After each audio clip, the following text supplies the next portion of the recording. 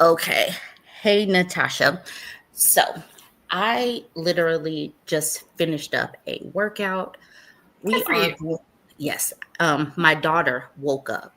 I'm in her room. Hmm. You can see the pink in the Hmm. background because she I woke thought that up. was you. So, I literally was able to bang out these videos, go run 2 miles, come back, eat, and still get on here on time. So, I'm feeling really good about myself. I'm just talking just to allow a chance for some eyeballs to get here just to see how many people come on to have this discussion today. I don't want to just jump right into No everything. problem. No problem at all. So okay, but we are about to get started, but Hmm. we'll see what the interest is like, and Okay. then we'll gauge all of that. You all that are looking, we got 3 sets of eyeballs. I'm just trying to get a few more eyeballs, but we got Natasha, Hmm. who reached out to me, and she wants to discuss STEM. And as a Black woman, it's really great to have representation in these types of fields, and we know that we're underrepresented in many of these fields. So this topic might not be the sexy relationship type of topic or a dating type of topic or something, but it's quite important, and Hmm. it's cool to have somebody that can bring some opportunities to the forefront, because a lot of people get jobs and opportunities simply because they know somebody that clues them in on that opportunity. So this is Natasha. She is a Burbie. She's been following for a little while. So why don't you tell a little bit about yourself and how you got into STEM and that kind of thing. So, how I got into STEM, I'm kind of like still like looking at like some of the visuals I like prepped that I we can't present right this second, but to tell you like a little bit about like I guess who I am, how I got into STEM. I was always interested in STEM because I come from like a family that was had like a lot of nurses and like one or two doctors, so I actually thought I was going to go to med school. I graduated from high school actually in like 2010. It's called Valley Stream Central High School. It was a really, really good school, and like I guess okay, like to kind of like go back a little bit, the school that I ended up graduating from, since we're talking about opportunities in STEM, the school that I ended up graduating from is different from the high school I went to originally. I'm from like Brooklyn, New York. And the school that I originally went to, I'm not sure how many people like kind of remember these things if it was happening in their neighborhood, but like for schools that were performing really poorly, they actually used to like they closed those schools and then like gave them different names. So the school that I went to originally was actually called it was Tilden. It was it might have I believe it was like called Tilden before that, but they changed the name and I didn't know that. I applied for a different school, I put in a different school code, and then I ended up at that school for a little while. um but thankfully we were able to like move into like like Long Island, wherein I went to like Valley Stream Central High School district, and that honestly really like made a really big change for me, because at that time like my mom had like passed away, so it was like a really like I guess difficult like transition, and I was really happy to be able to move from like the environment that I was in to the environment that I ended up going to, because the opportunities were entirely different there. Even the culture was like Mhm. different there. um I'm not sure how it is for everybody else, but in the school that I was in before, there was like kind of almost no such thing as really like after school. The bell rings, all them kids are like gone. I remember I had to stay there like one time afterwards, and like some of the kids were even like laughing because like we were there, as opposed to the school that I ended up going to, having the after school programs. That was kind of like a necessity. So I was able to pursue STEM from there because I kind of was able to like go from the opportunity like at that high school. I graduated from that school with honors, and I went to Adelphi in 2010, but I had to drop out actually, um, because I needed to like join the workforce. So after that, I ended up going to like community college, like for two non-consecutive semesters, like starting in like 2015 and 2016, but I was still working a lot. And I actually really wasn't able to go back to school until 2019, Okay. where I graduated from Nassau Community College. So it's like a bit of a non-traditional route, but that's one of the reasons why I'm really like excited to talk about this opportunity to people in general, but also to kind of show like, hey, it doesn't just need to be like this straightforward path that everybody is following. Literally at any time, you can like get back into it. I graduated from that school actually like magna cum laude, and I was like a double major. So I was doing electrical engineering technology, and then I was doing engineering science, and I transferred to the university at Buffalo um, to um, to finish up my bachelor's there. Okay. Uh, yeah. So, but you, like you said, a lot of people use college as an opportunity to escape something or get to a better circumstance. And it sounds like that is what you did as far as using these opportunities to jump into something, and how you're hoping that, at least bringing these opportunities to someone else, that you're going to, provide a springboard of sorts. 100%, sorry, excuse me, 100% it's that. But then I'm also just, so one of the biggest like motivators that had me like reach out to you is, so kind of like there are some kind of like political climate changes that are happening, that have been happening for some time, that you've been speaking out a lot about on like your platform. And we're kind of like waiting to see kind of like, how everything kind of moves forward in the future. Things are uncertain, but one thing that I really, really actually wanted to talk about, it's not just in the sense of like this particular opportunity that I'm like presenting, to you, but it's also because I was actually hoping to discuss like kind of what is happening right now in the school system, and like the things that people just kind of like need to just be aware of in general. It's like it's a situation where I want to bring this particular opportunity. I was hoping to give some like advice to people who are like, for their children who are like moving, on to college, and even kind of before college, just kind of an Yes. overview of the school system as a whole that I think like people like, really need to know. And Okay. just some of the things that they can do to kind of like help themselves moving forward in the industry. So before we really jump into the meat of it, Right. know that I have 1 hour, so we got to end Sure, around sure, sure, 11, sure, sure. unless a child comes in. So I Mhm. do want to front load it, at least to talk about some of the school issues, because I know that nobody is going to be like 23 and then just all of a sudden like, I need to jump into STEM. There could be Mhm. some, but you have to probably have some kind of understanding of math and basic understandings of science and that kind of thing. Mhm. So I think that we need to have a deeper discussion about starting our children off as kids with Mhm. tinkering with things, so that we help create the pipeline earlier. Because yes, we can talk about these opportunities, but if someone doesn't understand basic math equations or the basic physics of things, or why are these ones and zeros here, like they're not going to take advantage of these opportunities. So like what would you say, as somebody like you, is some of the things that we can do right now to get our girls more in tune to maybe want to do STEM? Well, exposure is always like the key, I would definitely say. So like growing up, like I'm like, like a millennial, late millennial, whatever, but growing up, just on TV, I got to see a lot of things sort of like Animal Planet. I got to watch History Channel a lot. I used to watch like, Arthur, and in between that, they used to have like the little segments where they're showing you like the factories and kind of automation. They used to have like how it's made. There were like a bunch of just programs. Actually, it used to be sort of almost littered everywhere in just the general media that I was like able to consume. There was LeVar Burton with Reading Rainbow, like just the spirit of like academics, and like kind of like, looking for like, like that knowledge that was actually like really, really prevalent up until I would say kind of around 2007, 2008. that is kind of when I recall many of these things kind of changed. I definitely believe it had to do with the economic crisis that happened at that time.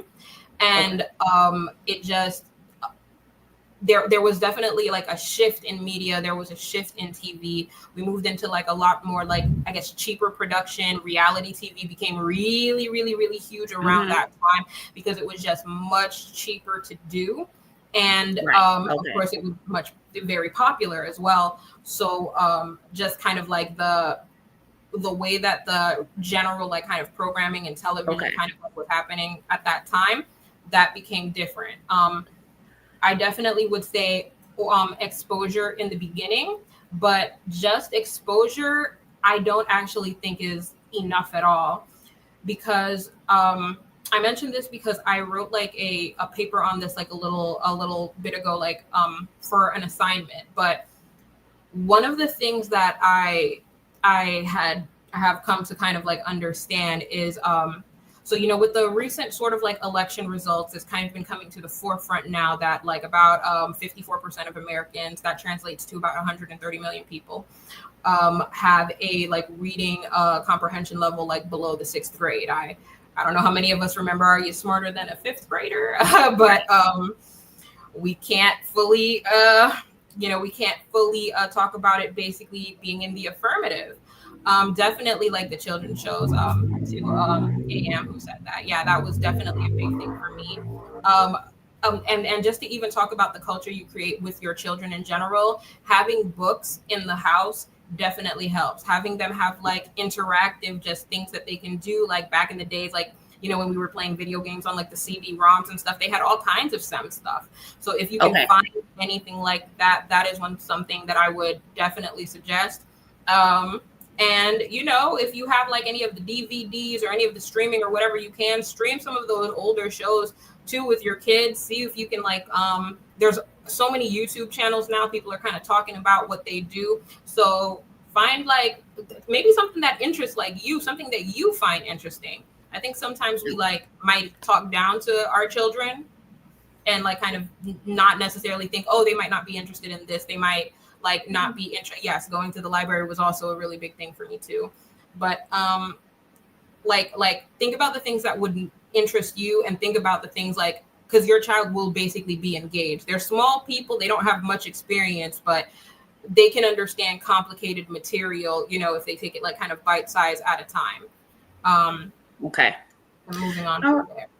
So so that's how we start the pipeline. What are you seeing personally with around people your age? Are you seeing more of us being sprinkled in, as far as more Black women, more women of color, more women in general? Yes. So there has really been like a very large initiative to get women into the spaces in general. I am 100% seeing more like Black women, and one thing that you can do for yourself, for your children, and even somebody who's like, you know, high school age. So I've come to understand that there are like a lot of like events, and there are like a lot of like organizations out there. So for example, there's something called like NOBBCHE, NOBBCHE, which is basically like the national organization for like Black chemists and like chemical engineers. There's there's NSB for like the National Society of like NSBE, National Society of like Black engineers. And if they have events all the time, actually very, very often, and then where most of these are kind of almost like career fairs, but I had the opportunity to go to Atlanta to the 50th like annual convention for NSBE. And I had that chance to see, I think it was about 15,000 like Black professionals in Atlanta. There wasn't very much media coverage on it. Interestingly enough, somebody who was working one of the stands, the concession stands, mentioned, he's like, yeah, you know, I don't know why there's not media coverage here, because, you know, if something's going wrong, you know, the media coverage will be all over it. But that was something that was brought to my attention. I'm not sure how many people know about that, but that is that is something that like, you know, people could do to just kind of like get that exposure, and see about like early programs, early starts. and I definitely can see that. But the thing is, it's like we have to be kind of aggressive with these type of things, because Mm-hmm. obviously the media isn't going to talk about these things, Mm-hmm. because Mm-hmm. this is not reality TV. This is not pettiness. This is not dating. So I do want to take what you're saying, and it's like, okay, we know that we have to start the pipeline a little. We have to Mm-hmm. start it a lot earlier. We got to get them to the museums. We got to introduce them to Tinker Toys. We got to do all of Mm-hmm. that just to get their minds thinking about science. And then, bam, they're in high school. And then now we're shifting. I do. Oh, and I do want to say, I Mm-hmm. might be able to figure out how to do a presentation later, because I see a button that says present, but I don't want to Instead mess of anything up. present, yeah. So that's something we would have to It's do okay. offline. But No problem. because yeah, but I do want to go ahead and let's talk a little bit about some of the points that you wanted to make about the opportunities. We'll talk about it now, and then we'll hit it at the end, like right before we get off. So, what are you looking to show people as far as the opportunity with the internship that is currently right now that they need to hit up? Like, if anybody is in the comment section, you're watching right now, Natasha is here because she wanted to talk about some opportunities for an internship, and like the deadline is coming up. So Mm-hmm. send this live out to somebody that you think might be interested right now. What are the age ranges? Is this college level? Is this high school? What is this? This is college level. So to be okay, so I'm here to represent basically SULI. There are two programs called SULI and CCI. SULI stands for Science Undergraduate Laboratory Internship, and CCI stands for Community College Internship. So these are internships at any one of the 17 national labs that are, managed like and owned by the United States Department of Energy. The one that I happened to go to was called Pacific Northwest National Labs. And I went there as a CCI student from like my community college, actually. And I'm going to go back there as a SULI student. So for any sort of like STEM major, whether it's like mathematics, whether it's physics, whether it's engineering, whatever it actually is, I would definitely encourage people to apply. I have a few QR codes that I had on the presentation, but I can like send them to you if you don't mind like posting them for like how people can apply. So the age ranges are you have to be at least 18 years old. You need 12 college credits and at least 6 of them having been in STEM. So technically speaking, some high school students are Okay. able to apply if they were Mhm. able to do STEM before that, Right. because they do let you do AP classes. But they also, besides what I'm actually presenting, all of the labs themselves have their own internships. Besides these two that I'm talking about, specifically for my lab, they have maybe about 10 to 12 for undergraduate, for graduate, and for STEM as well. And what was happening as well, like kind of before, is that many just local businesses in the area were also actually trying to go to these high schools to to also um, get some of these like internship experiences like happening. Experiential learning, that's what they're calling it now, wherein you're getting that hands-on experience. It is huge. And the Yes. reason why it's as huge as it is because of what is going on in the school system, which I would love to touch up on still, if we have like a little bit of time. But like I would, I'll just like move forward kind of talking about the opportunity. Yes. um but that is kind of like what is going on with that, is that you would just do the application. You need to be 18 years of age. You need to be a U.S. citizen or a permanent lawful resident, either, which means like a green card holder. And let me see. And you need to have. Oh, sorry. Go ahead. So we're at 18, 6 Mm-hmm. credits in STEM, Mm-hmm. and US citizen or green card holder. Mm-hmm. Okay. 12 college credits overall. I'm sorry, 12 college credits overall? 12 college credits overall, and then 6 of 6. those, at least Okay. 6 of those, have to also be in STEM. Okay. Got it. Mm-hmm. when you do the application is in about like 4 parts. Basically, the requirements that you're going to need, they encourage you to get 3 recommendations, like, and you need those in. So they send a link to whoever you give the email to. That person sends out that link.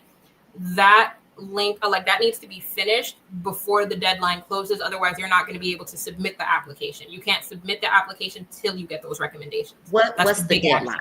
What's the deadline? Is January 8th, 5 p.m. Eastern time. So that is 2 p.m. Pacific time. Yeah, January 8th. January 8th. You said 5 p.m. Eastern time. I do have these things written down for you too, if you need. Yeah, why am I doing this? No worries. Just to, you say things to repeat it so that they hear it. No worries, no worries. Right. And anyway, it says a temporary error occurred on YouTube as I'm trying to post that anyway. So, all right. I don't know why I did that. All right. So we got a January 8th, which is coming up quickly. So Fatima wants to know, she says, how would I get into this if I only have a high school diploma? Unless, it sounds like unless you have some college credits already from your high school diploma, this is not applicable at that time. It's not applicable at that. Well, the one question that I would like ask Fatima is like, Fatima, have you already like graduated? Like, have you graduated recently from high school? Once she comes back, we'll do that. But yeah, I just wanted to highlight that January 8th is coming up quickly. So that means that, like you said, you need to get on your P's and Q's as far as sending this stuff out, considering that's going to be right after the holidays. So, it's, catching teachers and everything, professors during that time, because that's right after the, Christmas break and everything. So that's the reason why we need to talk about this now, send out this live link, or, obviously I'll have to create some kind of post or something to remind people. No worries. And then even like with the application process, that's where STEM ambassadors actually come in. The application process can be like arduous and like a little bit long, because in addition to basically like they need to get the recommendation letters, they need to have the transcripts for at least 5 years of like their education, including like their college transcripts. So like, let's say if you went to a community college like 2 years ago and then like you transferred, you would need that transcript. You would need the transcript at your current school. And then if you had like graduated from high school, you would also include that transcript. But you need a cumulative 3.0 altogether. So it needs to be a 3.0. If you're at like a 2.95, they'll round it up, but it has to be like the accumulation of everything that you've done in that past like 5 years. If you had something from more than 5 years ago, you can completely omit that. You see, Fatima, she answered. Okay, you graduated in 2021. What I would say, because these are for undergraduates, what I would go ahead and say is if you do plan on pursuing like any secondary education, after you've gotten just like those requirements that we talked about, you can go ahead and apply there. But I would encourage you to take a look at the actual labs themselves. If you're looking to work at the labs themselves or really any businesses, and look to see what kind of internships that they like actually do have in general. You know what I mean? Like that is something that you can go ahead on and do. And if you're looking to just building up your skills in general, one of the things that you can do is you can kind of actually even like look into either a tech program or somewhat of like even a trade. Because you can start off even like, doing electrical work. Like for me, I'm an engineer. You can start off doing like electrical work and then like continue moving forward from there. Because that's kind of somewhat how I started as well, with just the tech program and then transitioning into engineering as well. So there's pathways. Because the thing is, what's going to be important, and not necessarily your thing, because that would be great, but just getting your foot in the door somewhere. And I'm totally sure that there's going to be other things with these internships, and it's just the important thing is getting into something that's hands-on, right? Because Fatima might not be able to take advantage of this one right now. right but now. we need to make sure that people are able to, at least we're able to plant the seeds that maybe they need to be thinking about internships, getting a mentor, getting into some kind of lab, right? And you know what else I'm going to tell you as well, Fatima? Because again, the thing that I'm kind of like, I think we are all having like a big problem with is when it comes down to kind of like a quality education, that's kind of basically being put behind a paywall. And to be quite frank, even the paywall and paying that money is not actually necessarily going to guarantee you that education. That's why they're looking for that experiential learning, because like there is a gap. There is a really, really significant gap about like what's happening in the school systems versus what it is that they need in the industry. That's why they're still making the requirements that you need to have these degrees. But even now, there's been a lot of discourse that to even try to get rid of like that recommendation, like that requirement. Like a lot of places have been saying like, hey, like, this degree isn't giving you anything, et cetera, et cetera. Like, do you actually need it? I know, for example, in Germany and in other places kind of in like Europe as well, what some companies are doing is that they're actually hiring professors straight out to teach you their way. So Okay. if the universities are not necessarily giving what they need you to learn, which makes sense because the university is for like academia, you know Okay. what I mean? Like, but that like I've seen that with certain firms here, wherein they get the people, if the people like are qualified, they teach you how they want to teach you, but like that, like they have their own kind of like little schools even in their own So, firms. so are you talking about the employers have their own university? Yes, kind of, So, yeah. okay, so that way you're kind of foregoing the education. I mean, you're foregoing traditional college and you're going straight into that job. And it's kind of like a time saver and a money saver. That is some of like yeah, that's what they are doing. Some of them are still going to like require you to have that degree, but some of them are moving away from that in general. You might be even better off when it comes to like just like getting a trade, like finding an ABET accredited like institution to get like a trade from. But even then, for, there's so much information that is literally available to you online. It's not even a joke. Like I know we talk about YouTube University, but for example, MIT has their college courses literally from the beginning to the end right there on their Yeah. YouTube pages.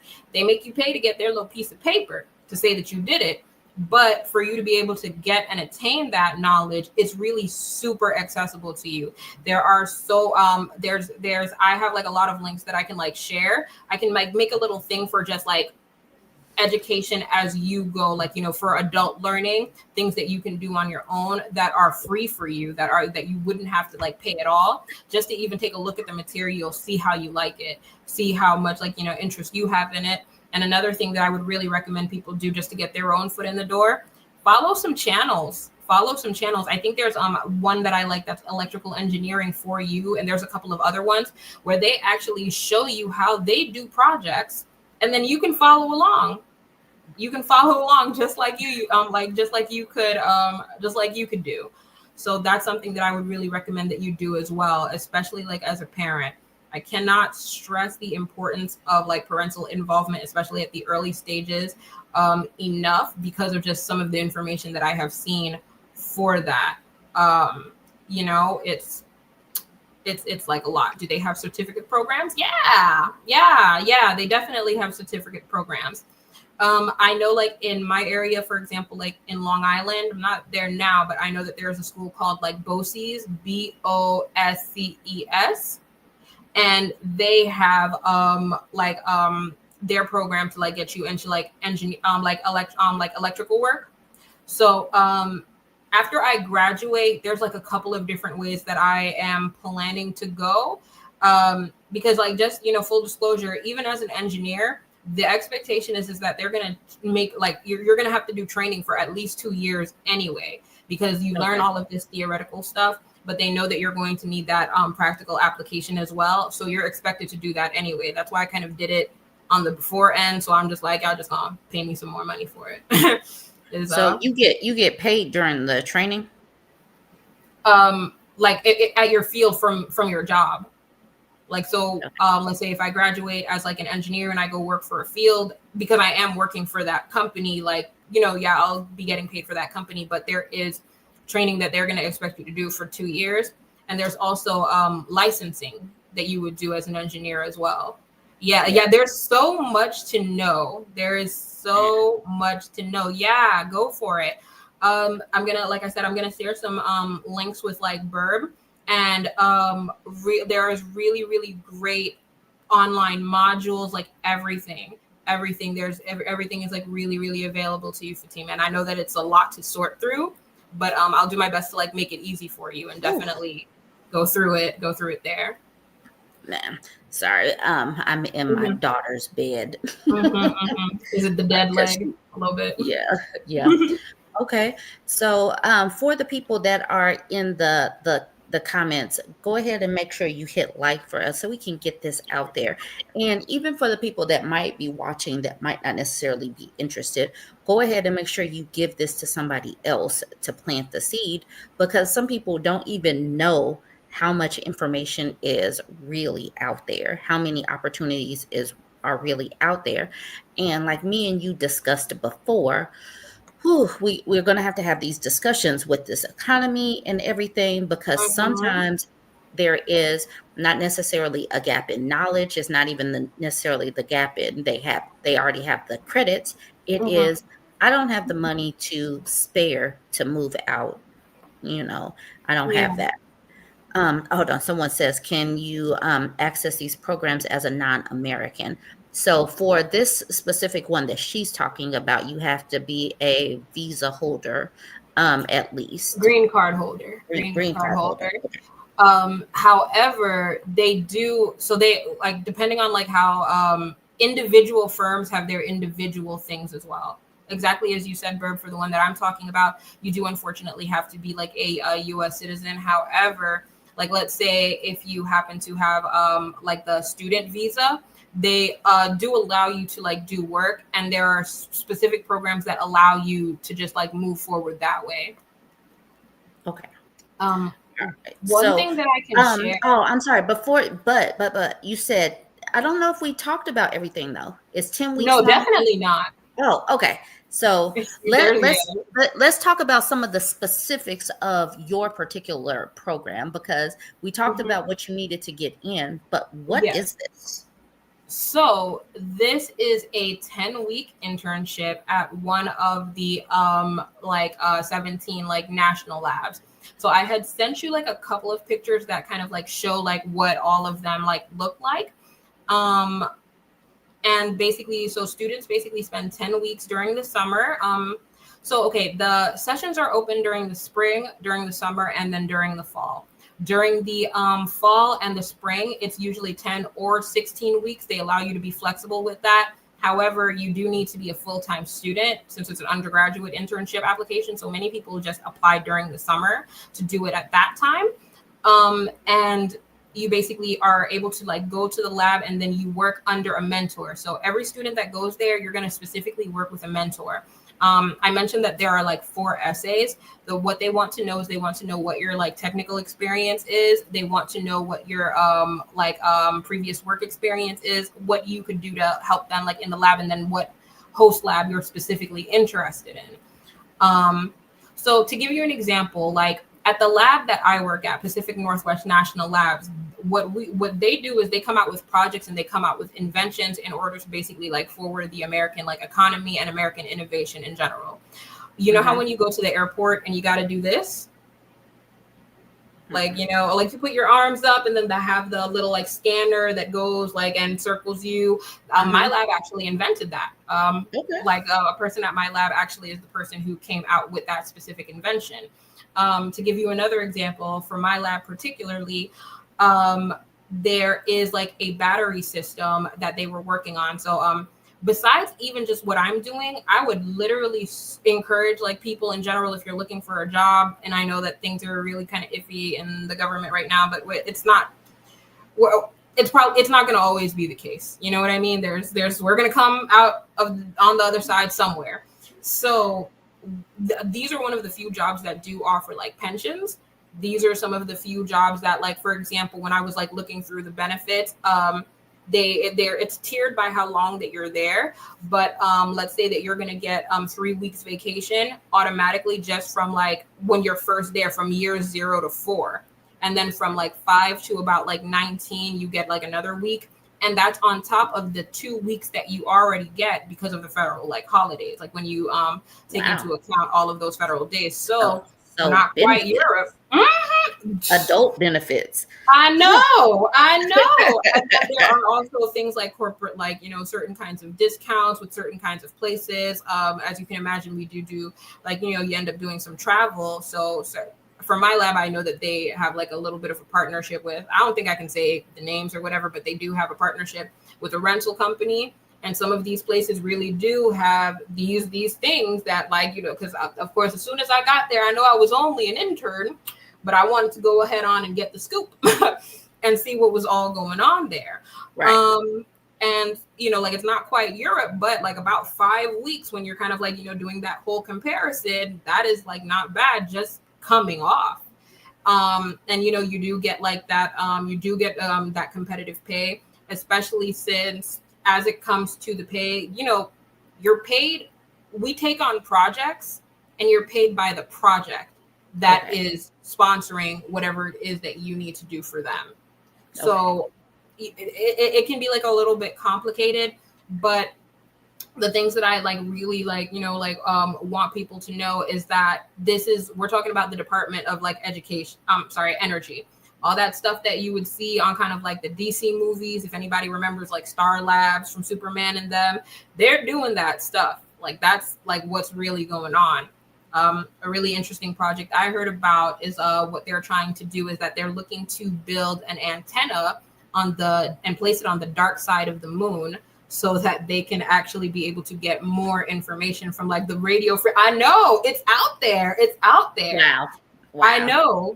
Because, there is interference, obviously, when you're looking at like the Earth, and they're trying to see what's going on out in space. They're trying to get more visuals. They're trying to get more of those electromagnetic waves that are going out there. And the best place to kind of be able to get some of that shielding to block from all of the things that we've got going on out there is to place it on the dark side of the moon, which has never been done before. Obviously, they need engineers. Obviously, they need math.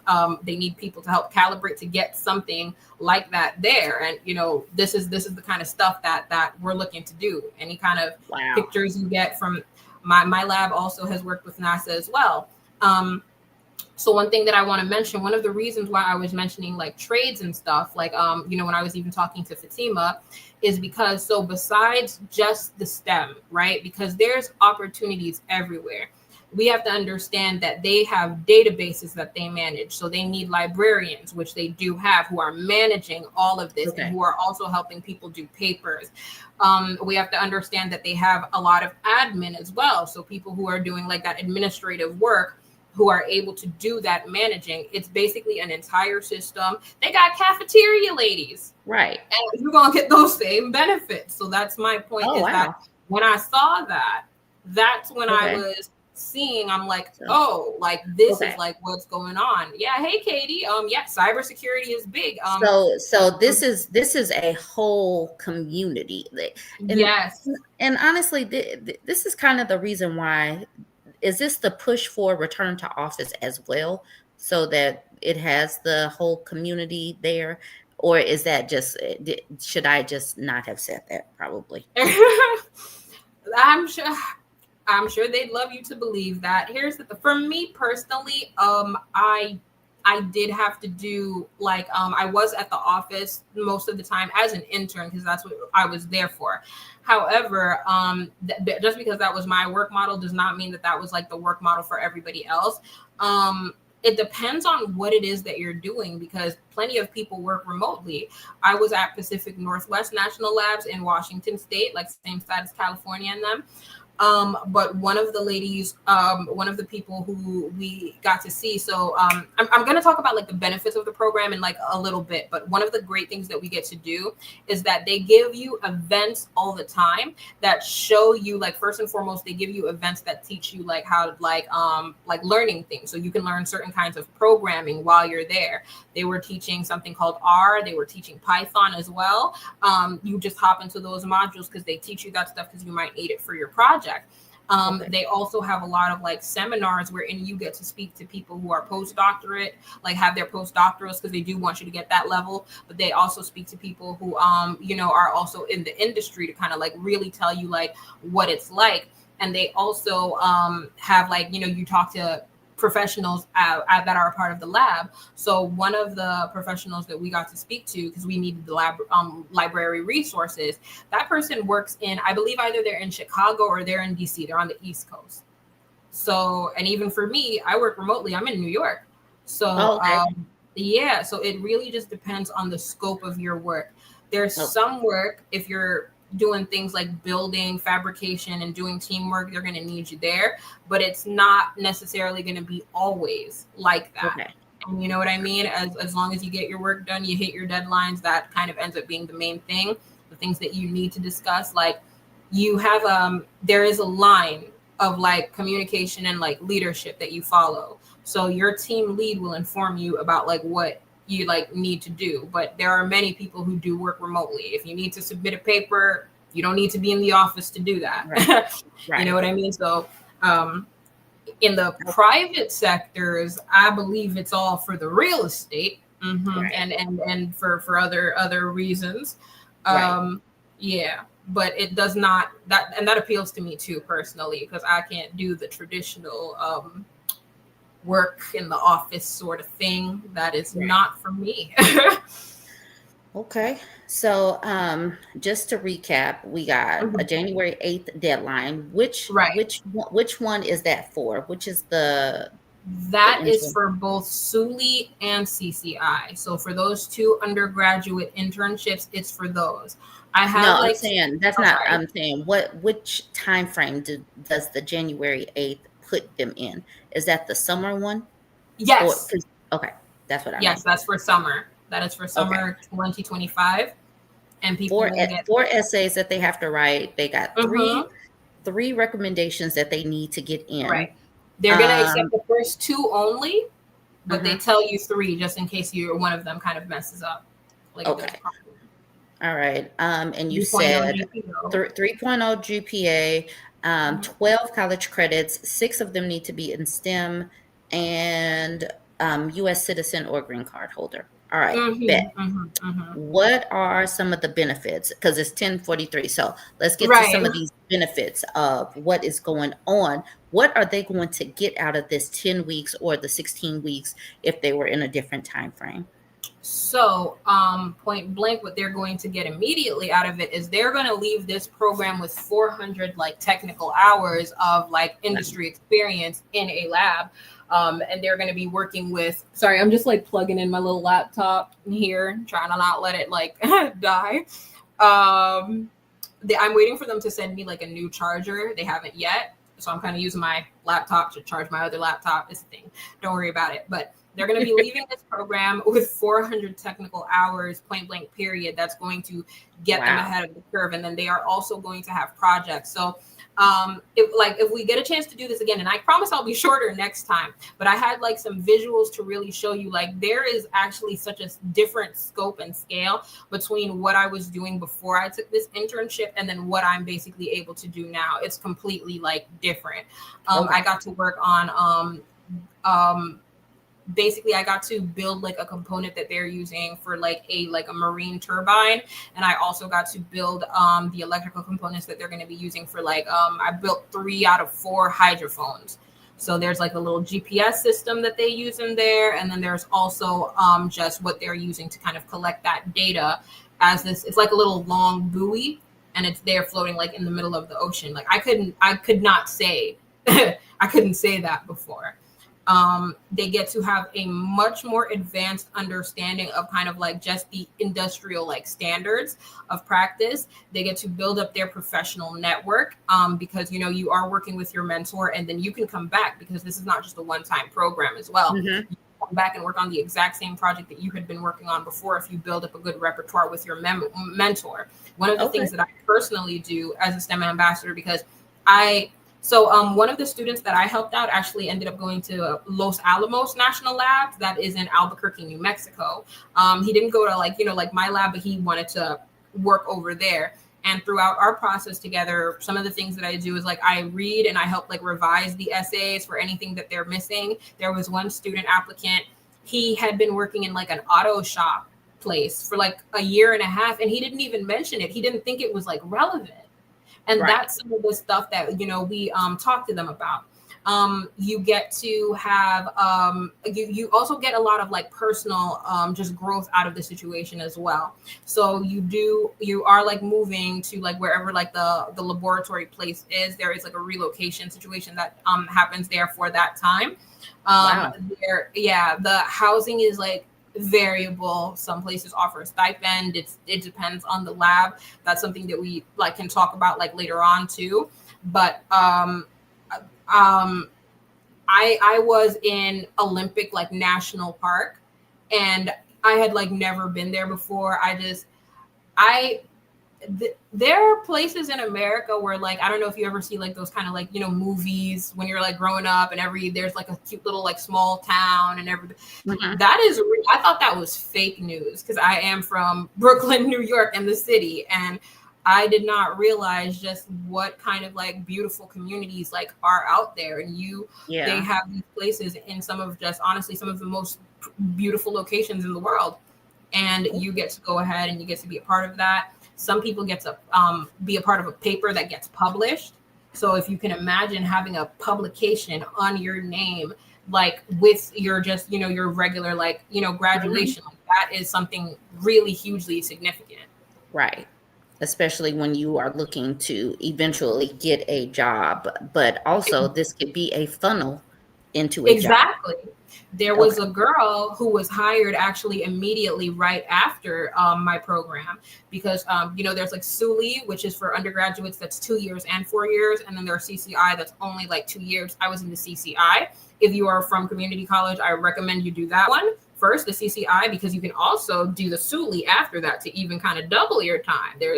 You can keep on going. You can go through your overgrad. You might be able to get into like places. Some places might reimburse you for like getting that education as well. Like there's Okay. a lot to do there. But there was a girl who was like a radiology like technician, and she was learning just specifically like those fields, and she got hired right then and there. That's we have to do a symposium and a presentation. Like there's deliverables that we owe, so we have to write a technical report, and then we have to do a presentation for our research. And my laptop may die on us, and I know that Okay. we've got to end soon anyhow.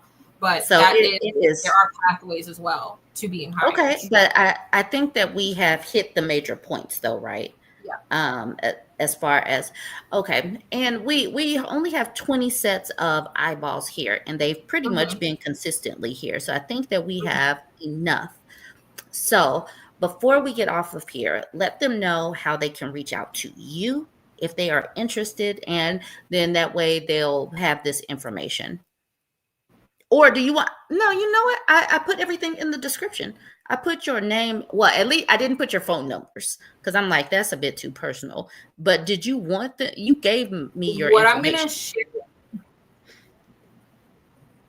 Okay, I have um I I'm okay with like having my name out there.